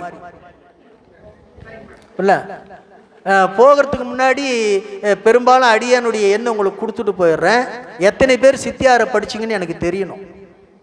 பொருள் புரியலைன்னா கேளுங்க, நான் விளக்கம் சொல்கிறேன். பொருள் புரியலைன்னா கேளுங்க, நிச்சயமாக விளக்கம் சொல்கிறேன். எத்தனை பேர் கேட்டாலும் சொல்கிறேன். அதையும் சொல்லிடுறேன். சரிங்களா? சரி. இப்போ இதை எதுக்கு சொல்ல வரேன்னு சொன்னால், இப்படி இந்த சிவஞான சித்தியார் அப்படிப்பட்ட அற்புதமான சாத்திர நூல் என்று குருஞான சம்பந்தர் பேசுகிறார். அதற்கு அடுத்ததாக 4வது தலைப்பில் உபதேச விளக்கம். உபதேச விளக்கம் குருவாக எழுந்தருளி இருக்கக்கூடிய ஆசானின் அருள் உபதேசத்தினுடைய விளக்கம். இதில் ஒரு 20 வெண்பாக்கள் இந்த பகுதியில் இருக்கின்றது. இந்த 20 வெண்பாக்களில் நாம் எங்கும் இருக்கும் அறிவு நீ, எங்கும் இருக்கும் அறிவு நீ, அதாவது 27வது பாட்டு. ஏகமாய் அங்கங்கு உணர்த்தும் அறிவு நாம், பொங்கும் மலம் மறைத்தல் மாயை மயக்கல், விகார பலமனைத்தும் கண்மமலம் பார் என்று இந்த அற்புதமான பாட்டு. அதாவது எங்கும் இருக்கும் அறிவு நீ. யார் சொல்றாரு? பெருமான் சொல்றான். குரு சீடனுக்கு சொல்வது போல அமைந்தது. இங்க குரு யாரு? சிவம் தான். சிவம் பெருமான் நமக்கு சொல்லுகிறான், எங்கும் இருக்கும் அறிவு நீ. எல்லா இடத்தும் நிறைந்து நிற்கக்கூடிய வியாபகத்தன்மை உடைய அறிதற்குரிய அறிவு பொருள் நீ. அறிதற்கு உரிய அறிவு பொருள் நீ. அந்த வார்த்தையை நாம அண்டர்லைன் பண்ணிக்கணும். அறிதற்கு உரிய அறிவு பொருள் நீ. அப்படின்னா என்ன அர்த்தம்? அறிவிக்கின்ற பொருள் வேற ஏதோ இருக்குதுன்னு அர்த்தம். அறிதற்குரிய அறிவு பொருள் நீ, எங்கும் இருக்கும் அறிவு நீ, ஏகமாய் அங்கங்கு உணர்த்தும் அறிவு நாம். நீ அறிகின்ற இடத்தில் எல்லாம் எங்கெங்கு எப்படி எதனை கொண்டு நீ என்ன அறிந்தாலும் அந்தந்த இடத்துல அதனை கொண்டு அங்கங்கு உனக்கு அறிவிக்கக்கூடியவன் யாரு? நான் தான். இந்த உண்மையை தெரியாமத்தான் எனக்கு எல்லாம் தெரியும், எனக்கு தெரியாதது எதுவுமே இல்லை அப்படின்னு பெருசா பீத்திக்கிறோமே. இந்த பாட்டை படிச்சா இந்த எண்ணம் வருமானா? வராது. இந்த எண்ணம் வராது. அது சொல்றாரு, அங்கங்கு உணர்த்தும் அறிவு நாம் அப்படின்னு மட்டும் சொல்லாம ஒரு வார்த்தையை சேர்க்கிறார் பாரு குருஞான சம்பந்தர். ஏகமாய். என்ன உணர்த்தக்கூடிய ஒருத்தன் நான் மட்டும்தான். யாரு? சிவன் சொல்றார். ஏகமாய் நீ எந்த இடத்துல எந்தெந்த பொருள்களின் வாயிலாக எதை எதை அறிந்தாலும் அந்தந்த இடத்துல அந்தந்த பொருள்களின் வாயிலாக அதனை உணர்த்தக்கூடிய பொருள் நாம். உணர்த்தக்கூடிய பொருள் நாம். அடுத்தது, உணர்த்தியதை நீ உணராத படிக்கு உன்னை மறைக்கக்கூடிய பொருள் எதுன்னு சொன்னா மலம். மலம் மறைத்தல். அதை சொல்றாரு பொங்கு மலம் என்று சொல்லுகிறார். இது பொங்கு மலம். ஏன்னு சொன்னா மிகுந்த ஆணவ மலம் அப்படின்னு அர்த்தம். பொங்கு அப்படின்னா மிகுந்த. அதெல்லாம் நம்ம போனோம்னா பாடம் போகாது. பொங்குங்கிறது மிகுதியான பொருளை உணர்த்துவதுன்னு அர்த்தம். பொங்குதுன்னு சொல்றோம் இல்லையா? அப்படின்னா என்ன அர்த்தம்? பாத்திரத்தை விட்டு மிகுதியா மேல வர்றது. அதனால அதுக்கு பேரு பொங்குதுன்னு சொன்னோம். பொங்குன்னா மிகுதியான. சரி, இப்படி இந்த மிகுந்த மலமானது என்ன செய்யும்? உன்னுடைய வியாபகத்தன்மையை மறைத்து அறியாமையை அறியாமையினால மறைக்கக்கூடியது எது? ஆணவ மலம். அது உனக்கு அணுத்தன்மை செய்கிறது. அதுக்கு அடுத்தது மயக்கல் மாயை. மயக்கல் மாயை இல்லையா? அந்த மாயாகாரியம் தான் அந்த ஆவணவ சார்போடு சேர்ந்து அந்த மாயாகாரியத்தை நாம பயன்படுத்துகின்ற போது அது என்ன ஆகுது? மயக்கத்தை தருகிறது. என்ன சார் மயக்கம்? வேற ஒன்றும் இல்லை, பொய்யை மெய்யாகவும் மெய்யை பொய்யாகவும் மயக்குது. அதான் விகாரப்படுத்துகின்ற மயக்கம், விகார மயக்கம். அந்த மயக்கத்தினால் இல்லையா கண்ம மலம் இருக்கு இல்லையா, அது பல மனத்தையும் அதனுடைய பயனையெல்லாம் அனுபவிக்கின்ற வகையில நாம் செய்கின்ற செயல் இருக்கிறதே, அதுதான் நன்மை தீமைகளை பயந்து நிற்பது. எது? கண்மம். நன்மை தீமைகளை பலன் பயனுன்னு அர்த்தம். நன்மை தீமையை பயனாக நமக்கு பயப்பது, கொடுப்பது எது? கண்மம் என்று இந்த மும்மலத்தை பற்றிய இங்கே சொல்ல முப்பொருள் இயல்பை பற்றி பேசுகிறார். அப்போ எங்கும் அறிகின்ற பொருள் நீ, எது? பசு. அறிவிக்கின்ற பொருள் நாம், பதி. பதி அறிவிக்க பசு அறிகின்ற போது அதை மறைக்கக்கூடியது ஆணவம். மறைக்கக்கூடியது ஆணவம். மயக்கம் செய்யக்கூடியது மலம். நன்மை தீன்மையை அனுபவிக்க செய்வது எது? கண்மம். இல்லையா? அப்ப சொல்லிட்டாரா, இறைவன், உயிர்கள், ஆணவம், கண்மம், மாயை, 5 பொருள்களை பற்றி என்ன சொல்ற. இதுதான் குரு உபதேசத்தால் நமக்கு கிடைக்கின்ற விளக்கம். நமக்கு கிடைக்கின்ற விளக்கம். இல்லையா? அதுக்கு அடுத்து சொல்றாரு, செங்கமல பொற்பாதன் சீர்பாத வல்லபங்கள் நம் கமலை வாழ்க்கிளியே நாடி கேள். சங்கையிலா தத்துவத்தை காட்டி காட்டி அதன் தத்துவத்தை காட்டி அருள் தத்துவத்தை காட்டியது தான் என்று பேசுகிறார். நம் கமலை வாழ்க்கிளியே நாடி கேள். இதுதான் விழி. அதான் முதல்ல வரணும். நம்முடைய திருவாரூரின் கண் மனம் வைத்த மாணவனே, நம்முடைய திருவாரூர் கண் மனம் வைத்த மாணவனே, நம் கமலை வாழ்கிளியே அப்படிங்கிறாரு. அப்ப திருவாரூர் மனம் வைத்த மாணவன்னா என்ன அர்த்தம்? அப்படின்னா என்ன அர்த்தம்? ஞானப்பிரகாசனாகிய குருநாதரிடத்தில் சிந்தையை முழுமையாக வைத்து அந்த குருநாதரையே நாடி நிற்கின்ற மாணவனே கேள். சொல்லிட்டார். சொல்றாரு, தத்துவத்தை காட்டி, தத்துவத்தை காட்டி, அதாவது முப்பொருள்களுடைய இயல்பினை காட்டி, அதுக்கடுத்தது அதன் தத்துவத்தை காட்டி அருளினான். அந்த முப்பொருள்களுடைய இயல்பத்தை காட்டி அந்த முப்பொருள்களுடைய செயல்பாடுகளை ஐயமர தெளிவித்து அதுக்கடுத்தது அருட்குரவருடைய குருநாதருடைய செவ்வி வாய்ந்த திருவடிகள் தான் என்று சொல்லுகிறார். அதையெல்லாம் எனக்கு உணர்த்தியது எது என்று சொன்னால் அவனுடைய திருவடிகள் தான். யாருடைய திருவடிகள்? நம்முடைய குருநாதருடைய திருவடிகள் என்று பேசுகிறார். அதற்கு அடுத்ததாக கிட்டாத ஈசன் உனை கிட்டி அருள் புரிந்த 33வது வெண்பா.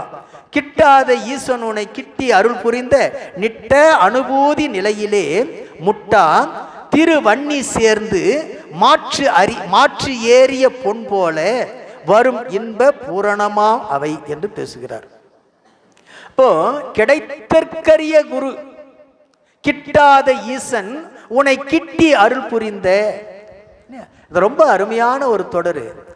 கிடைத்தற்கரிய முதல்வன் தானே தனது கருணையினால் உன்பால் வந்து உமக்கு அருள் செய்கின்ற நிட்ட அனுபூதி நிலையிலே, நிட்டையாகிய அந்த அனுபவ நிலையிலேயே வழுவாது நில் என்று சொல்லுகிறார். உபதேசம். பெருமா அவ்வளவு எளிதில் வந்து நமக்கு அருள் புரிய மாட்டான். ஏன் அப்படின்னு சொன்னா, அவ்வளோ எளிதாக வந்துட்டான்னா அவனுக்கு நாம் மதிக்க மாட்டோம். நாம எப்பவுமே நமக்குன்னா இந்த உயிருக்குரிய இயல்பு என்ன தெரியுமா? இல்லையா? எதுங்க?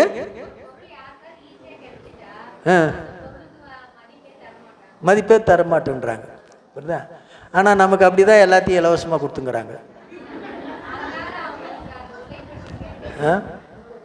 நம்மளை எப்படியெல்லாம் வந்து சாமிக்கிட்ட கடைசி வரைக்கும் போக விட மாட்டாங்க போலுக்குது.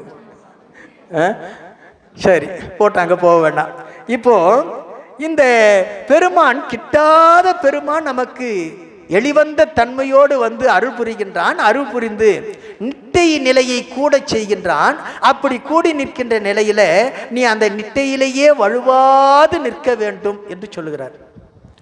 ஏன் வழுவாது நிற்கணும்னு சொன்னா, அப்படி நின்றால் என்ன பலன் கிடைக்கும்னு அடுத்த வரியில் சொல்றாரு. திருவண்ணி சேர்ந்த மாற்று ஏறிய பொன்போல். வன்னின்னா நெருப்பு. நெருப்பில் சேர்ந்த அந்த தங்கம் இருக்கு பத்தியா, பொண்ணு இருக்கு பத்தியா, அது எப்படி இருக்கும்? பளபளப்பாக இருக்கும். நெருப்போடு இருக்கக்கூடிய அந்த தங்கம் எப்படி இருக்கும்? பளபளப்பா. என்ன சுத்தமா இருக்கும். எது போயிடும்? அழுக்கெல்லாம் போயிடும். சார், தங்கம் எப்பவுமே பளபளப்பா தானே சார் இருக்கும் அப்படின்னு சொன்னா, இப்போ இந்த தங்கம் பளபளப்பா இருக்குது இல்லையான்னா அழுக்கேறி போச்சு. அதனால தான் நாம் அப்பப்போ கழட்டி கொடுத்து பாலிஷ் போடுறோம் இல்லையா? அப்போ நெருப்பிலேயே இருக்கக்கூடிய தங்கம் என்ன ஆகும்? பளபள. அது மாதிரி குருநாதருடைய அந்த உபதேச நெறியில் நின்று அந்த நிட்டையில் கூடி நிற்கின்ற போது, அந்த நிட்டையிலேயே நிலைத்து நிற்கின்ற போது இல்லையா? நிட்டை என்ற சொல்லுக்கே என்ன பொருள் தெரியுமா? நிட்டைன்னா என்ன பொருள் தெரியுங்களா? நிட்டைன்னா என்ன பொருள் தெரியுங்களா? உறக்கமா? அது நாம உலகியத்தில் சொல்றோம். நிஷ்டையில் இருக்காருன்னா தூக்கத்தில் இருக்கிறான்னு சொல்றது அது உலகியல். நிட்டை அப்படி என்னங்க? ஐம்பொருள்களில மறைந்த நிலையா? சரி, வேற சிவபோகம்.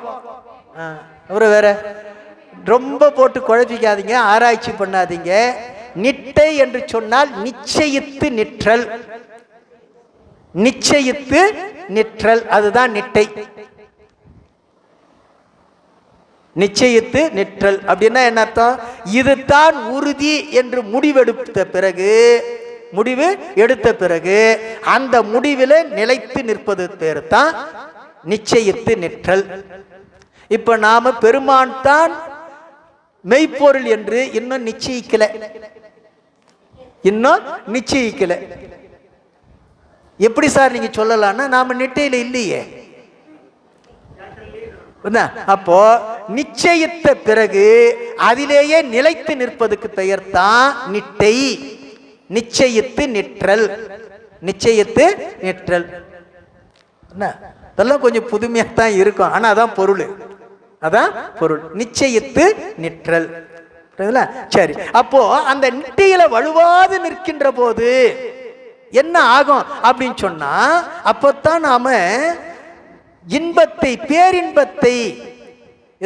பேரின்பத்தை முழுமையாக அனுபவிக்க முடியும் இல்லையா? அப்போ அவன் அந்த இன்பத்துல முழுமையாக இருக்க வேண்டும் அப்படின்னு சொன்னா, அதுதான் பெருமான் நமக்கு கிடைத்தற்கரிய பொருள் சொல்றாருல்ல. கிட்டாத ஈசனுனை கிட்டி அருள் புரிந்த அப்படின்னு சொல்றாரு. பெருமான் எப்படிப்பட்டவன் தெரியுமா? அவ்வளவு எளிதா எல்லாருக்கும் கிட்டி விட மாட்டான். ஆனா அதே நேரத்தில் அவனை போல பெருங்கருணையாளன் வேறு யாரும் இல்லை. உடைய மணிவாசக பெருந்தகை பேசுறாரு. மணி 1 ஆயிடுச்சு. மணிவாசக பெருந்தகை பேசுகிறார். பால் நினைந்து ஊட்டும் தாயினும் சால பறிந்து பாவியனுடைய ஊனினை உருக்கி உள்ளொளி பெருக்கி உழப்பிலா ஆனந்தமாய தேனினை சொரிந்து. இதுதான் கிட்டாத ஈசனுனை கிட்டி அருள் புரிந்த நிலை. ஏன்னா பால் நினைந்து ஊட்டுகின்ற தாயை விட மேலானவன். அப்படிப்பட்ட அந்த பெருமான் லேசா நமக்கு அருளை கொடுக்கல, ஆனந்தத்தை அவ்வளவு எளிதா கொடுக்கல. இந்த ஆனந்தத்தை இதை அனுபவிக்கணும்னு சொன்னா இது என்னென்ன பக்குவப்படுத்தணும் அப்படின்னு சொல்லி பக்குவப்படுத்தி இந்த ஊனினை உருக்கி இது உருக்காத வரைக்கும் ஆனந்தத்தை அனுபவிக்காது. ஊனினை உருக்கினால் மட்டும் போதாது, உள் ஒளியை பெருக்கி அப்பதான் அனுபவிக்க முடியும். நான் இப்போ மேலோட்டமாக சொல்லிட்டு போகிறேன், ஆழ்ந்த பொருளெல்லாம் நேரம் ஆகும். ஆக உள்ளொளி பெருக்கி அதுக்கு பிறகுத்தான் என்ன செய்கிறான்னு சொன்னால், உழப்பிலா ஆனந்தமாய தேனினை. உழப்பிலான்னு சொன்னால் திகட்டாத, இது திகட்டாத, சலிப்பு இல்லாத, அப்படி சலிப்பே தராத, திகட்டாத, ஆனந்தமாய பேரின்பமாகிய அந்த தேனினை சொரிந்து, அதுதான் அவன் கொடுத்த அருள். அதுலயே நாம நிலைச்சு நிக்கணும் இல்ல. ஆனா அவன் நாம நிலைச்சு நிக்கணுங்கிறதுக்காகத்தான் இந்த இன்பத்தை எப்படியாவது இந்த ஆன்மா அனுபவிக்கணுமே, இது விட்டுடக்கூடாதுன்னு சொல்லி கொடுக்கறதோடு மட்டும் இல்லாம அவன் நம்ம பின்னாடியே புறம்புறம் திரிந்த செல்வமே, புறம்புறம் திரிந்த செல்வமே. அவன் நம்ம கூடவே சுத்திக்கிட்டு இருக்கிறான், நம்ம கூடவே சுத்திக்கிட்டு இருக்கிறான். அப்படிப்பட்ட பெருங்கருணையாளன் அவனை நாம் எப்படி பிடிக்கணும்? அதைத்தான் மணிவாசகர் சொல்றாரு. பிடிச்சிருக்கிறோமா? விட்டுடலாமா? விடக்கூடாது. சரி, இது வரைக்கும் விட்டுட்டோம், இனிமேலாவது நாம் என்ன பண்ணணும்? பிடிச்சுக்கலாம். சரியா? சரி. அப்படி அந்த நிட்டையிலே நாம் என்ன செய்யணும் சொன்னா, நிலைத்து நிற்க வேண்டும் என்று சொல்லுகிறார். அதற்கு அடுத்ததாக 42வது பாட்டு. நான் சார் இவ்வளோ தூரம் எகிரி குதிச்சிட்டிங்களே அப்படின்னு சொன்னா நேரம் கருதி போகலாம். இந்த 42வது பாட்டில் ரொம்ப அருமையான ஒரு இந்த ஏகான்மவாதத்தை மறுத்து சொல்லுகின்ற வகையில், நெருப்பென்றால் வாய் சுடுமோ, நெருப்பென்றால் வாய் சுடுமோ, நெய் பால் தேன் கட்டி கருப்பென்றால் தித்தியா காணி. காணி அப்படின்னு இருக்குது இல்லையா, அதை பிரிச்சு கான் நீ, கான் நீ. விருப்பமுடன் நீ பிரம்மம் என்ற கால் பிரம்மம் ஆகினையோ, நீ பிரம்மம் சர்க்குருவால் நில் என்று பேசுகிறார். ரொம்ப அருமையா சொல்றார். நெருப்புன்னு சொன்ன வாய் சுட்டுடுமா? நெருப்புன்னு சொன்னாலே வாய் சுட்டுடுமா? சுடாது, வாய் சுடாது. அதே மாதிரி நெய் பால் தேன் வெல்லம் கரும்பு இப்படின்னு சொல்றதுனால தித்திக்குமா என்ன? வாயில சொல்றதுனால தித்திக்குமா என்ன? கை வச்சாதான் நெருப்பு சுடும், வாயில போட்டு சுவைச்சாதான், நாக்கால சுவைச்சாதான் அது தித்திப்பு தெரியும். அதை சொல்றாரு, நெருப்பென்றால் வாய் சுடுமோ, நெய் பால் தேன் கட்டி கருப்பென்றால் தித்தியா, அது தித்திக்காது, காணி அறிந்து கொள். நீ விருப்பமுடன் நீ பிரம்மம் என்ற கால் நீ பிரம்மம் ஆயினையோ, நான் பிரம்மம் நான் கடவுள் என்று சொன்னால் நீ கடவுள் ஆயிட முடியுமா? அதானே சொல்றாங்க. அகம் பிரம்மாஸ்மி அப்படின்னு சொல்றாங்களே, நானே கடவுள் என்று சொல்லுகிறார்களே யாரு? ஏகான்மவாதிகள். ஏகான்மன்னா என்ன அர்த்தம்? ஒரு பொருள் கொள்கை உடையவர்கள். ஒரு பொருள் கொள்கை. உலகத்துல ஒரே ஒரு பொருள் தான் இருக்குது, வேற ஒரு பொருள் இல்லை. அது பிரம்மம் மட்டும்தான், பிரம்மம் மட்டும்தான். அந்த பிரம்மம் தான், அந்த கடவுள் தான் இப்படி உயிராகவும் உலகமாகவும் இருக்குது. ஆகவே நானே கடவுள் என்று சொல்லக்கூடியவர்கள், நான் பிரம்ம நீ பிரம்மம் என்று சொன்ன கால், நீ பிரம்மம் என்ற கால் நீ பிரம்மம் ஆயினையோ, உன்னால் கடவுளாகிட முடியுமா? முடியாது, நிச்சயமாக முடியாது. அதுக்குத்தான் இந்த ஓமியை சொல்றாரு. நெருப்பென்றால் வாய் சுடுமோ, நீ பிரம்மம் என்றால் நீ பிரம்மம் ஆயிடுவியோ கேட்கிறாருல்ல. அப்ப எப்படி சார் பிரம்மம்? அது சொல்றாரு, நீ பிரம்மம். அடுத்த வார்த்தை சொல்ற, நீ பிரம்மம் சர்க்குருவால் நில். சர்க்குருவால் அப்ப மட்டும் எப்படி சார் பிரம்மம் ஆயிட முடியும் அப்படின்னு சொன்னா, அங்க பொருள் என்ன தெரியுமா? குரு உணர்த்திய நிலையில, குரு உணர்த்திய நிலையில இந்த பாசங்கள் எல்லாம் நீங்கி, பாசங்கள் எல்லாம் நீங்கி இல்லையா? இந்த பாசங்களுடைய இயல்பு என்ன? முக்குண வயப்பட்டது. பாசத்தினுடைய குணம் எது? முக்குணம். ஒன்று சொல்லும் பார்த்தீங்களா, உயிருக்கு சாத்விக குணம் ராசத குணம் தாமச குணம் கிடையாது. நல்லா புரிஞ்சுக்கணும். உயிர்களுக்கு என்ன கிடையாது? சாத்விக குணமோ ராசத குணமோ சாமச குணமோ உயிர்களுக்கு கிடையாது. உயிர்களுக்கு என்ன குணம் சொன்னா சார்ந்ததன் வண்ணம். உயிர்களுடைய குணம் என்னது? சார்ந்ததன் வண்ணம். எதை சாருகிறதோ அதனுடைய குணத்தை பெறும். இனத்து இயல்பதாம் மாந்தர் அறிவு என்று வள்ளுவர் சொல்லுகிறார். இனத்து இயல்பதாம் அறிவு மாந்தர்க்கு என்று சொல்லுகிறார். அப்போ எதை சாருகிறதோ அதனுடைய குணத்தை பெறும் இல்லையா? அமைப்பாளர் நிற்கிறாரு, 2 நிமிஷம் முடிச்சுடுறேன் இல்லையா? ஆகவே இந்த இந்த தத்துவ கூட்டங்களாக இருக்கக்கூடிய மாயா காரியங்களுடைய குணம் எதுன்னு சொன்னா சாத்விய குணம், ராசத குணம், தாமச குணம். ஒன்று சொல்லட்டுமா?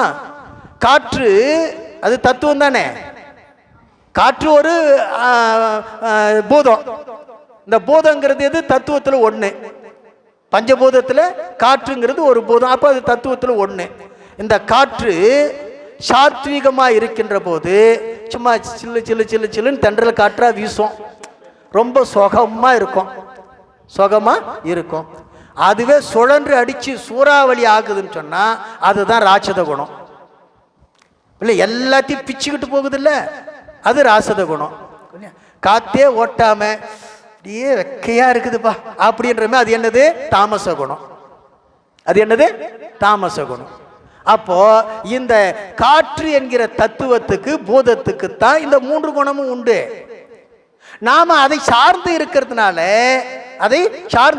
நாம முக்குண வயப்பட்டு இருக்கிறோம். ஆனா சிவபெருமானுக்கு இந்த 3 குணமும் கிடையாது, அதனால அவன் நிர்குணன். அப்ப குணம் இல்லாதவன் அர்த்தம் கிடையாது. இந்த 3 குணம் இல்லை, அவனுக்கு 8 குணம் உண்டு. அவனுக்கு என்ன குணம் உண்டு? 8 குணம் உண்டு. அப்போ இந்த தத்துவ கூட்டங்களை விட்டு நீங்கி சிவத்தை சாருகின்ற போது இந்த முக்குணத்தை விட்டு நீங்கி எண் குணத்தை பெறுவோம். ஏன்னா இதனுடைய இயல்பு என்ன? எதை சாருகிறதோ அதனுடைய குணத்தை பெறும். இப்ப இதுவரைக்கும் தத்துவத்தை சார்ந்தது முக்குணமாக இருந்தது. இப்ப சிவத்தை சார்ந்த உடனே என்னவாகும்? எண் குணத்தை. அந்த எண் குணத்தை பெறுவது தான் சிவமாம் தன்மை. அதுதான் என்னது? சிவமாம் தன்மை. அப்போ குரு உபதேசத்தின்படி பற்று நீங்கி, எந்த பற்று நீங்கி? பாசங்களின் மீது இருக்கக்கூடிய பற்று நீங்கி பதியை பற்றி நின்றால், பதியை பற்றி நின்றால், அதாவது திருவருளை பற்றி நின்றால் நீ எப்படி இருப்பாய்? பிரம்மம் அப்படின்னா என்ன? கடவுள் அப்படின்னா என்ன? சிவம். சிவமாம் தன்மையை பெற்று இருப்பாய். சிவமாக இருப்பது வேறு, சிவமாம் தன்மையை பெறுவது வேறு.